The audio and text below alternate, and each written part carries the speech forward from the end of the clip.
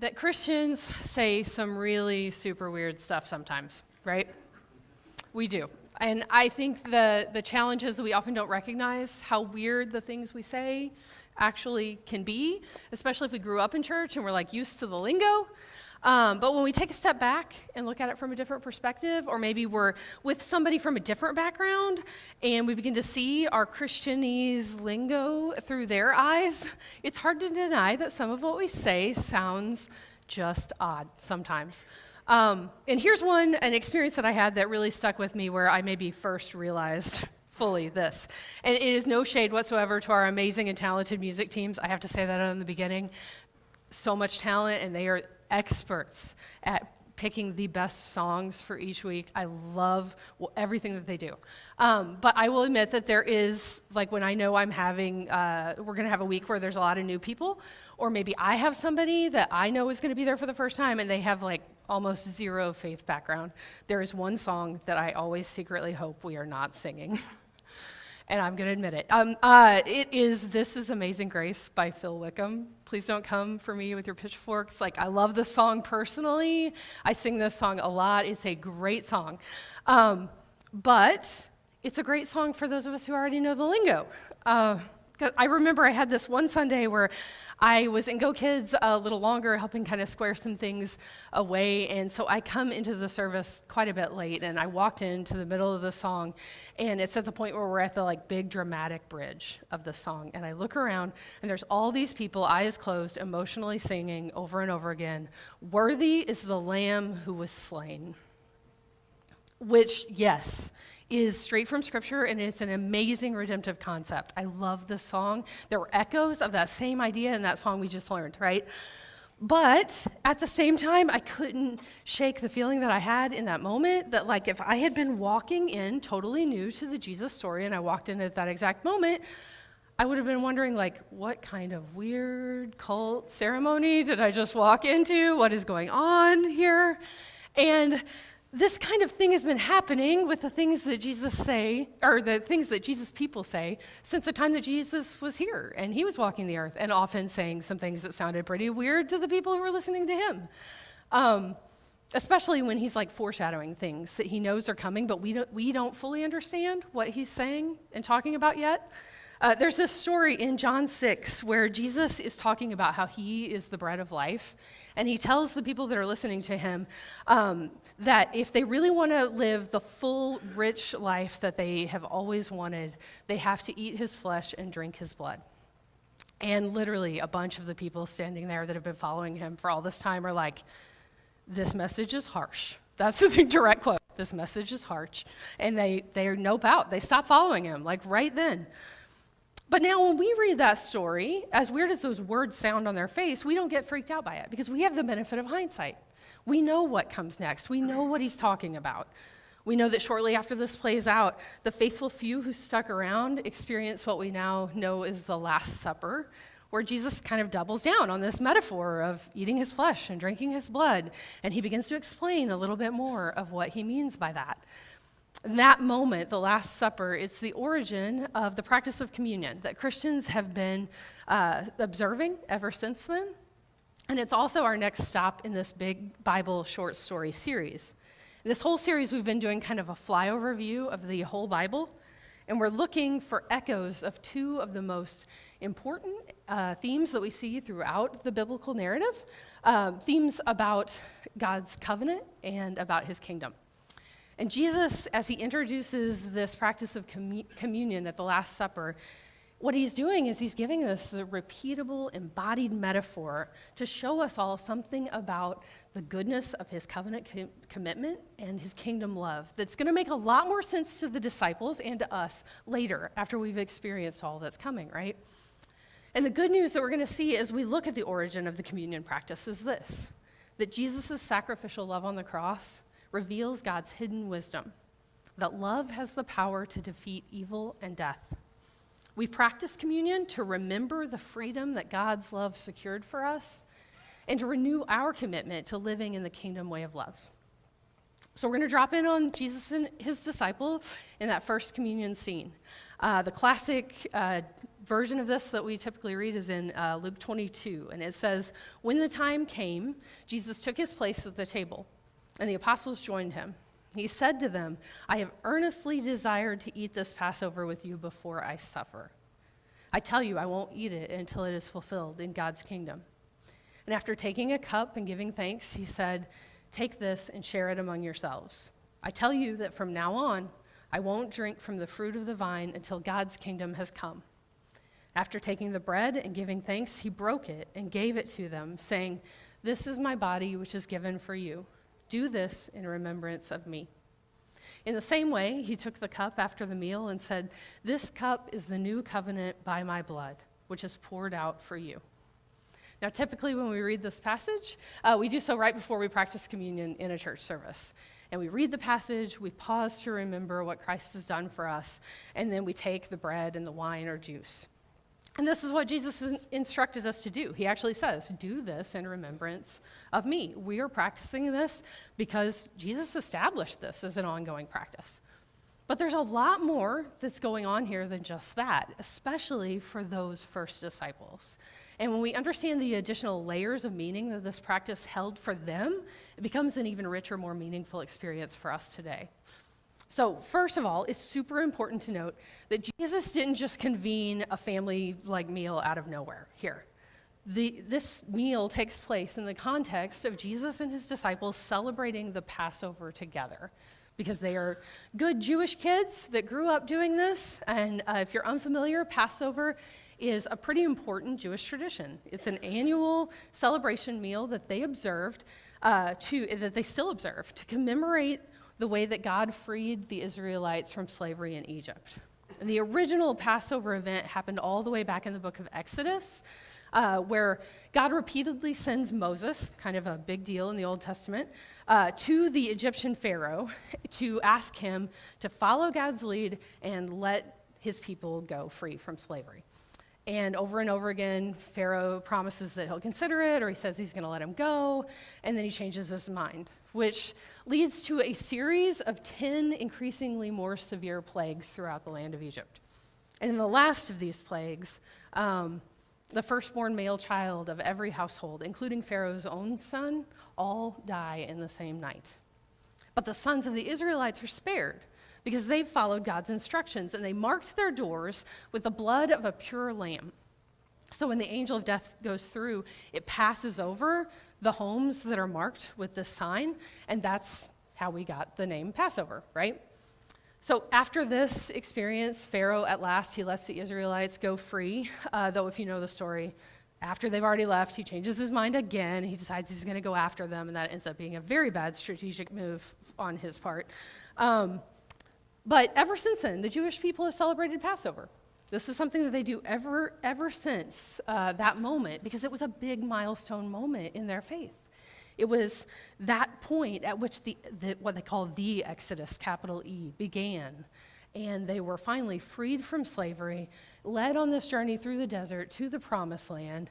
And so they look back on this time as an example of how God's always been faithful to his covenant, that he's always been with them, he's always provided for them. So that's the origin of Passover. But then we fast forward from then to the night of the Last Supper, and in verses 15 and 16, Jesus says, "I have earnestly desired to eat this Passover with you before I suffer. I tell you, I won't eat it until it is fulfilled in God's kingdom." There's a lot going on in those two sentences. First of all, Jesus is expressing his eagerness to celebrate the specific Passover meal with his disciples before he goes through suffering. Because Jesus knows what they don't yet, that this is the last meal he's going to share with them, with his closest friends and followers. And so he chooses to tie this experience explicitly to the original Passover story as a way of explaining the significance of all the crazy stuff that they're about to experience together before they even experience it. This, like Passover has been for Jews forever, this is going to be a moment for them to look back on, to understand, and to remember. And notice that he also said that he would not eat the Passover meal again until it is fulfilled in God's kingdom. Because Jesus knows what the disciples don't know yet. But later that very same night, Judas is going to betray him. He's going to be arrested. and he's going to kick off his painful journey toward the cross, which is the suffering he was just talking about. But in doing so, he's also about to begin a new exodus, where he frees his people from slavery again, but this time he's going to free them not just from temporal slavery, but he's going to free them from the bondage of sin and death and separation from God forever and ever. Jesus establishes communion in this moment as a sign of the new covenant that he himself is about to fulfill. All along, God has always been faithful to his side of that covenant promise, to live in loving relationship with us. But over and over again, his people, they run away to other gods and idols, or they decide they don't need him, they're just going to go it their own way, and over again, they experience the pain of that separation. Jesus is about to end that painful cycle once and for all, and usher in a new kingdom where God's love reigns and they can never be enslaved again. Jesus' sacrificial love on the cross reveals God's hidden wisdom that love has the power to defeat evil and death forever.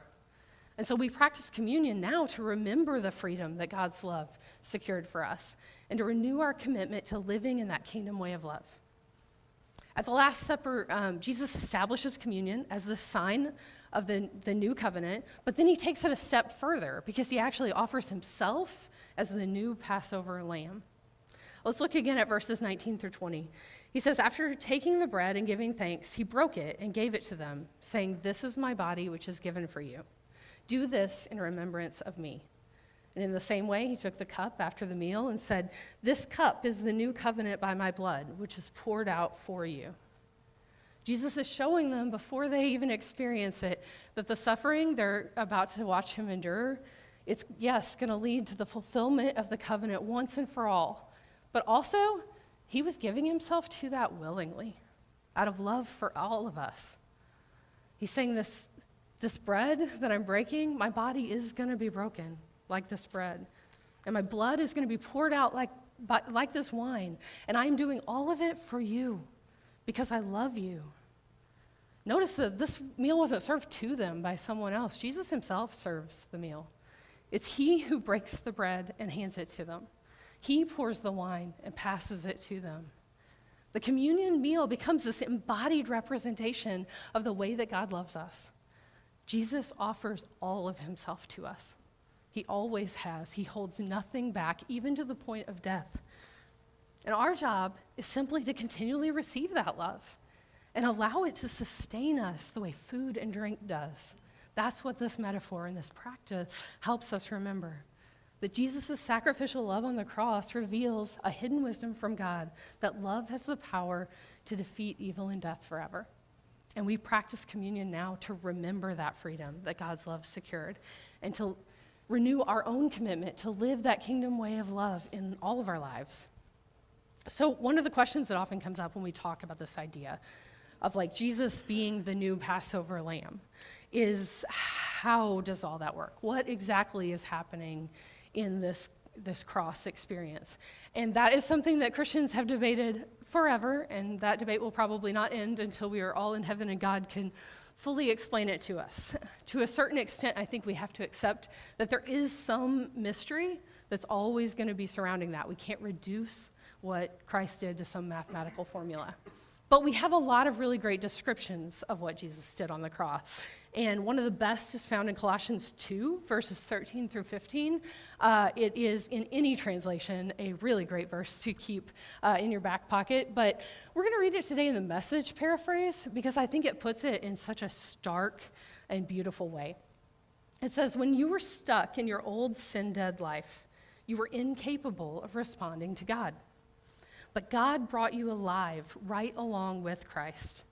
Think of it, all sins forgiven, the slate wiped clean, that old arrest warrant canceled and nailed to the cross. He stripped all the spiritual tyrants in the universe of their sham authority at the cross, and he marched them naked through the streets." Guys, this is God's hidden wisdom, that Jesus' self-sacrificial love stripped sin and death of its power against us. And it turned that destructive force that had been turned on us inward toward itself. In the Exodus account of the Passover, we're told that when the Lord sees the blood of the lamb on the doorposts, he will not allow the destroyer to go into that house. Because if the destroyer goes in, he's going to do what the destroyer always does. He steals and kills and destroys. But at the cross, Jesus became our Passover lamb. And he absorbed all that the destroyer was poised to throw against us, and all of that was crucified there at the cross. So when God's love brought Jesus back to life, it resurrected us as well. And as Colossians put it, this exposed all the spiritual tyrants as sham authorities. It diffused and disarmed their power forever. There's a martial arts technique called Aikido. And the idea behind Aikido is that the practitioner basically has this philosophy of never taking an aggressive stance or posture themselves. Instead, they learn to employ tactics and maneuvers where they're able to turn the aggressive acts of their opponents back onto him or herself. In essence, the wisdom and the skill of the Aikido practitioner causes their opponent to basically self-destruct, and all of the aggression that they bring ends up landing on themselves. So this is a lot like what happens when God's love causes sin and death to turn its own destructive force inward upon itself. Jesus sacrifices himself out of love for us on the cross, and that love has the power to defeat sin and death forever. It exposes it as the sham that it is, that his love is always going to be stronger and more powerful. And so we practice communion to remember the freedom that God's love secured for us and to renew our own commitment to live that kingdom way of love. But we don't always want to just put good news out there or explain things like the context of Passover and Last Supper. We always want to talk about what do we do with this? How do we respond to good news? And I think the first, most obvious one is we can respond to this good news by practicing communion. It's a way for us to remember what Jesus' love has done for us and to reaffirm our commitment to live in love like he does. Probably no big surprise here, but we're going to end our gathering and our time together today by practicing communion together. So if you're joining us online and you're somewhere where you're able to, this would be a great time to grab maybe some bread or a cracker or something to drink so that you can practice along with us. But I think sometimes it's helpful to think of practicing communion kind of like a vow renewal ceremony. Sometimes this is something that couples who've been married a while choose to do, where they have another ceremony to renew their vows. And oftentimes that happens after a long season of some challenge. Maybe they went through some stuff together, or their relationship was challenged, or the things that they had to face together helped them understand the depth of their commitment in new ways. And communion can kind of be like that for us too, right? Like we initially made a decision that we're going to follow Jesus. We're going to live and love like he does. And then we live some life with Jesus. And the more life we live with him, the more we see the evidence of his goodness that we sang about, the more that those commitments we made have depth for us. We understand his goodness at a new level. And so communion is a chance for us to bring all of that experience and pause and reflect and realign our heart around the commitment that we've already made to live a life of following Jesus. But guys, that practice of taking that time to remember, it's only helpful if it sets us on a course where we actually live out that commitment with all of our life. The next step, and the other way to respond to the good news today, is to actually go out and live our lives as an embodied representation of the transformative love that Jesus revealed on the cross. The cross was the pinnacle, and it will always be the most powerful picture of the kind of love that can disarm evil wherever it goes. But Jesus has been inviting us to live in this kingdom way of life all along. In his most famous teaching, the Sermon on the Mount, we did an 18-month macro series working all the way through this. So you can go back and check that out online if you need a refresher. But in the Sermon on the Mount, we see Jesus over and over again call us to this kind of radical love. And he invites his followers to do seemingly crazy and definitely counterintuitive things. Well, things like loving our enemies and praying for the people who persecute us. He says, if somebody hits you in the face, turn the other cheek. He looks at a group of poor and oppressed Jewish peasants who are living under Roman occupation and says, if a Roman officer comes to you and compels you to carry his stuff for 1 mile, carry it 2. This is the kind of stuff that Jesus invited us to do over and over again. And Paul, who wrote much of the rest of the New Testament, he reaffirmed this way of living. In his letter to the Romans, he says, "Don't try to get revenge for yourselves, my dear friends, but leave room for God's wrath. For it is written, 'Revenge belongs to me. I will pay it back,' says the Lord. Instead, if your enemy is hungry, feed him. If he is thirsty, give him a drink. By doing this, you will pile burning coals of fire upon his head." It's that Aikido thing. Don't be defeated by evil, but defeat evil with good. When we practice that kind of self-sacrificial love, especially in the moments where all our instincts are telling us to fight fire with fire, we're unleashing the transformative power of love into the situation. And we're practicing ceding control of what's going to happen to God and not trying to control it or force it ourselves. He knows things we can't know. He is at work in ways we don't see yet. Only He can really bring about the kind of lasting change in a situation that we hope for. So we don't need to seek retributive justice on our own.